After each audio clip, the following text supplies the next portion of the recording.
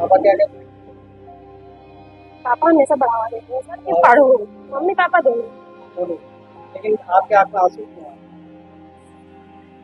तकलीफें सोचकर। जी सर। ये है आंचल सोनकर, जो प्रयागराज की रहने वाली हैं। एक प्राइवेट कोचिंग में शिक्षक भर्ती की तैयारी कर रही हैं। इनका कहना है कि लगातार शिक्षक भर्ती के लिए युवाओं की संख्या बढ़ती जा रही है। दिन पर दिन युवा टीचिंग के कोर्स पूरे करके बैठे हुए हैं, लेकिन सरकार या आयोग भर्ती लाने में असमर्थ है। आंचल के पिताजी सब्जी बेचकर घर का पालन पोषण करते हैं और आंचल की पढ़ाई करवा रहे हैं। आज आंचल सिर्फ इस बात को सोचकर भावुक हो जाती हैं कि अगर भर्ती इस साल नहीं आई तो आगे उसके और उसके पापा का सपना टूट जाएगा। मेरा नाम आंचल सोनकर है। मैं कीरगंज प्रयागराज में रहती हूँ। मेरे पापा सब्जी का ठेला लगाते हैं। मैं इस समय टीचिंग की तैयारी कर रही हूँ और टीचिंग की तैयारी 8 साल से वैकेंसी ना आने की वजह से मुझे बहुत सारी प्रॉब्लम देखनी पड़ रही है। मतलब पापा मेरे सब्जी का ठेला लगाते हैं, 4 भाई बहन हैं, तो बहुत सारी दिक्कतों का सामना करना पड़ता है। फीस देने के लिए पैसे नहीं होते, उसकी भी दिक्कत होती है। पैदल आना जाना पड़ता है। कितने और किलोमीटर पैदल आए? 4 किलोमीटर। और क्या परेशानी? सर फाइनेंशियल प्रॉब्लम होती है, फीस देने में, बुक्स खरीदने में। टीचिंग ही जॉब की चुना आपने? सर मतलब अपने घर की स्थिति देखते हुए मुझे लगा कि मतलब मुझे कुछ करना चाहिए ताकि मेरे मतलब फाइनेंशियल प्रॉब्लम आती है। शादी कर देना। नो सर, पापा हमसे हमेशा बढ़ावा देते हैं। पापा क्या कहते हैं? पापा हमेशा बढ़ावा देते हैं सर कि पढ़ो, मम्मी पापा दोनों। बोलो, लेकिन आपके आंख में आंसू क्यों आए? तकलीफें सोचकर। जी सर। बहुत तकलीफें आती हैं। तो सबसे ज्यादा तकलीफ कब होती है? सर इतनी मेहनत कर रहे हैं पर वैकेंसियाँ नहीं होती है, तो फिर ये सारी चीज़ें देखिए। ये दिक्कतें हैं बहुत। पापा को मजबूर करने के लिए नौकरी करते हैं। जी सर। क्या सरकार से अपील करें? जी सर, वो वैकेंसियाँ नहीं, बच्चे बेरोजगारी कम करें।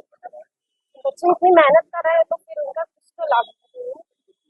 वहीं शिक्षक भर्ती की तैयारी कराने वाले प्राइवेट टीचर इमरान बच्चों के दर्द को साझा करते हुए बताते हैं। सर ये शिक्षक भर्ती की ये बच्चे हैं, टेट के बच्चे हैं और 8 साल से सरकार ने कोई वैकेंसी नहीं दी है और एक बार अभी इस बीच में उन्होंने नोटिफिकेशन निकाला था जो कि 1 घंटे के अंदर भर्ती देकर, पेंशन देकर सब रिटायर कर दिया है। हतोत्साहित है बच्चा, निराश है बच्चा। परमानेंट वो मेहनत कर रहा है आज 8 साल से, परमानेंट वो आगे बढ़ने की कोशिश कर रहा है। उसका परिवार उस पर पूरी तरह निर्भर है, माता पिता पूरी आस उससे जुड़ी हुई है, मगर कहीं ना कहीं से सरकार की उदासीनता के कारण से बच्चों का सिलेक्शन होना मुश्किल हो रहा है।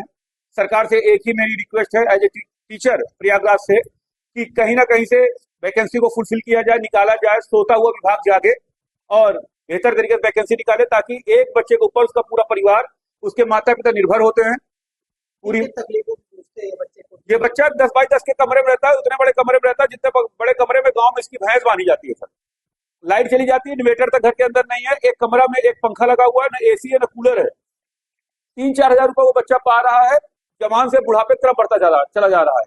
इसको मेहनत इसने बहुत की है, इंतजार इसे वैकेंसी की है, कहीं ना कहीं वैकेंसी ना आने के कारण ये बहुत हतोत्साहित होता जा रहा है। तो यह हाल है यूपी में शिक्षक भर्ती की तैयारी करने वाले युवाओं का।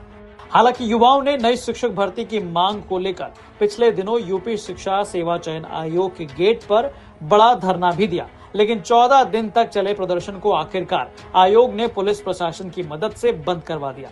लेकिन ये मांग अभी खत्म नहीं हुई। सोशल मीडिया के तमाम प्लेटफॉर्म पर शिक्षक भर्ती की मांग को लेकर युवा आवाज बुलंद कर रहे हैं। सरकार और आयोग से सवाल कर रहे हैं कि आखिर साल 2018 में आई प्राथमिक शिक्षक भर्ती के बाद अब और कितना समय लगेगा नई शिक्षक भर्ती आने में। आज आंचल जैसे कई युवा हैं जो नौकरी न आने और परिवार के दबाव से जूझ रहे हैं। वहीं मीडिया रिपोर्ट्स की माने तो कार्मिक विभाग प्रदेश में 50,000 से ज्यादा शिक्षकों की भर्ती का ड्राफ्ट तैयार कर रहा है। ड्राफ्ट तैयार होते ही इसे यूपी शिक्षा सेवा चयन आयोग के पास भेज दिया जाएगा, जहां से पदों को भरने की प्रक्रिया शुरू हो जाएगी। प्रयागराज से आनंद